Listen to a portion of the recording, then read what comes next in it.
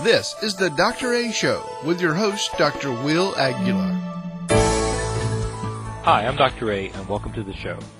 Today's show is all about changing bad habits into good. Many of us have tried to reinvent ourselves when situations or events caused us to change. Change is scary because it brings us out of the comfort zone. But today's first guest has the cure for that. On the second part of the show, we will tackle the problem of addiction, which is more common than you think. Addiction is a problem that affects doctors, lawyers, teachers, your next-door neighbor, your family member, or even yourself. By learning how to cope with the grief, stress, and anger that triggers the addictive behavior, you can beat it. Our guest today will show you how. All this today on the Dr. A Show. Ready to ignite a change for your best life?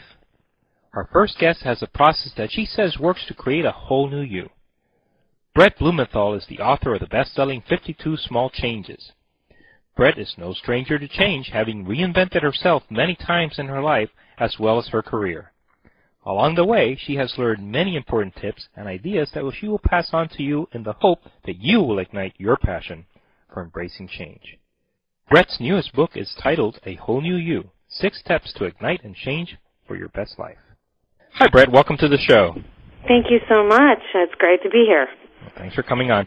Do you think that fear of rejection is what impedes us the most in achieving what we want? I think fear of rejection and fear altogether unto itself can be what holds us back from getting what we want. Fear is a very powerful tool. Yeah.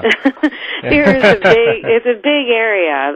Rejection is just one aspect that I think people are scared of. And is fear, is the fact that fear is such a strong component is because we are unaware of what's coming? We want to be certain. We want to have some certainty in what's to come? Sure. I think that a lot of fear is based in what we sort of imagine to be the worst possible case scenario, whether it be fear of rejection, as you had mentioned, or, we play tapes in our mind of how things could possibly play out. And we imagine, it's very easy to imagine the worst as opposed to imagining the best, and we focus on what could be the worst. And we get so focused on that we forget that there are other, possible scenarios that could play out. As far as fear goes, and we imagine the worst, isn't that what most people do? Is it most of the time it seems that we just imagine the worst? And yeah, I think it's human nature, and it's a mindset, and I think that it's being aware, bringing awareness to sort of how you're thinking, and the fact that you're actually doing that and realizing that it's just one, possible scenario is important to then kind of retrain your mindset so that you can start thinking about the positive that could come of the changes that you might want to make. Is change really good for us? I mean, do we finally get comfortable in doing something and then everything has to change and it causes a tremendous amount of anxiety and uncertainty, so why is it good for us? I think a lot of people, they get stuck in ruts, and a lot of it's because they're, as you said, afraid to change, but change really is what helps us become the people we want to be and to grow and to continue staying young as we get older. A lot of people who kind of get stuck in the rut and don't try to learn new things or don't try to push themselves out of a comfort zone, they age more quickly because they're not challenging themselves.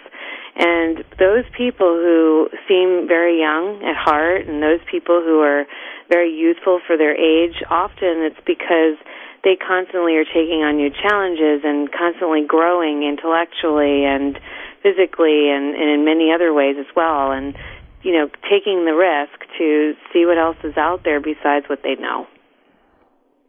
Now, you mentioned that there are different circumstances that bring about change in our lives, and can you give us an example of each, like life transition for one? Yeah, absolutely.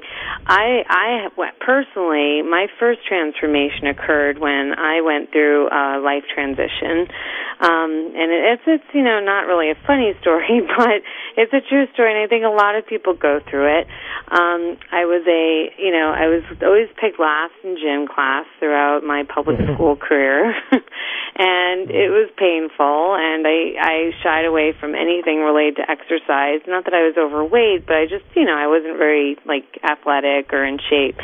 And when I went to college, I had sort of a fresh slate. I didn't. No one knew what my athletic capabilities were, and not that I was going to gym every week or whatever for PE class with people and getting chosen for teams, but I decided it was my opportunity to, in a new environment with new people, to sort of create a new image for myself. And so that was sort of when I started to really take a hold and take responsibility of my health and start exercising and eating well, and that's sort of where my whole passion for wellness started. So life transitions really are around when you are moving from one chapter of your life to another. It's a very natural time because your environment's changing. Generally, the people you're surrounded by are changing.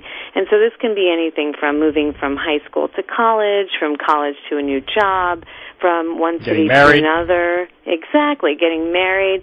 So it's sort of a natural new slate that you're given that you can have an opportunity to make change for.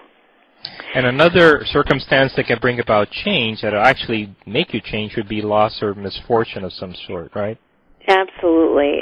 It's usually something that it's not pleasant in the beginning, obviously. When we lose a job or a loved one or even go through a divorce, that's a form of loss. But generally, a lot of people end up going into a very deep sort of self-analysis because they're alone, or they're forced to sort of think about the situation that was and where they're going to move forward in the future because they have no choice but to move forward. And generally, that's when you start seeing people take the risk to change. A lot of people who lose a spouse. My mom was one of these people. She gave so much to the relationship that she didn't do much for herself. And when my dad passed away, she really, it was like she was a new person. She started exercising and she started taking real interest in, hobbies and activities and finding sort of a new self because she had, one, the opportunity to from a time perspective, and two, she didn't want to stay in sort of a sad mode. She wanted to try to find a way to move forward. So the life transitions, that's changing from one chapter of your life to another, loss of or misfortune, something that thrusted upon you, and then you have epiphany moments, right? Yes. Epiphany moments are those aha moments that you're like, oh, wow, and it just strikes you like lightning. So tell us a little bit about that very quickly. Yeah, absolutely. So a great example is 9/11. I think a lot of people after that tragedy kind of were faced with, whoa, life is short. That could have been me. I don't want to live life without really embracing all that I have in front of me that I should be embracing. And so it kind of jolts them into a new reality. Same thing happens when sometimes a person has a heart attack. They get the second lease on life and they say, I am going to change things moving forward. So it's sort of like you get jolted into a new reality because of a life-changing event that just sort of wakes you up to a new sort of way of thinking. So all these circumstances can cause a person to reinvent themselves. But on average, how often do you think someone reinvents himself or herself in a lifetime? Well, it depends, I think, on how you define reinvention. You can take reinvention to a very large, grand scale, and then reinvention can be on a very small scale. I think people are constantly trying to reinvent themselves. There's something about their life that they're not happy about, whether it be maybe their physical health, maybe they want to lose weight, they want to be healthier. Sometimes it's their career. They want to change careers and sort of find something that they're more passionate about because they're not happy doing what they're doing. Obviously, some of the more intangible kind of reinventions we see are when people break out of their sort of social circle and try to be somebody a little bit different or try to come into their own. And a lot of times when we go through life transitions, we see that. And there are other areas as well. And I think that there's a lot to be said for small reinventions because, you know, change is a very broad concept, you know, and when we talk about reinvention, we're talking about really looking at a change that kind of makes our life different. Well, we'll touch on that some more when we come back from the break. We're speaking to Brett Blumenthal, author of A Whole New You, 6 Steps to Ignite and Change Your Best Life. What are the 3 key ideas that you have to set in motion before embarking in your personal path of reinventing yourself? We'll talk to Brett about that after the break. As the Dr. A Show continues. Stay with us.